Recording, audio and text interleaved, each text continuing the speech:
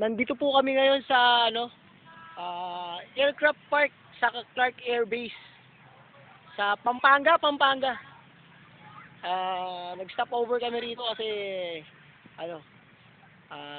may binili sila sa duty free yung mga kasama namin. So, andito kami para pumasyal. Tingnan namin yung ito nga pala yung dalawang kaibigan ko. Yan! Woo! Para sila mag-asawa, no? Pero hindi. Magkaibigan lang sila. Close lang sila. Si Andy at saka si Michelle Villana. Para silang Villana, magkapatid pala sila. Nandito sila sa may private airplane.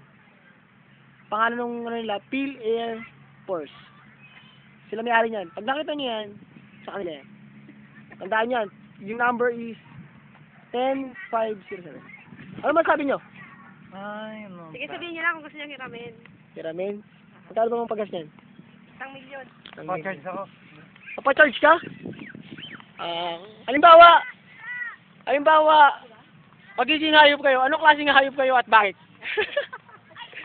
Tatapat mo sa'yo, sir. Hindi, ano lang ako, voice over lang ako. Dapat ako na pala nasa unahan. Ikaw na, dali. Akin na. Hindi ako nasa unahan. Oo.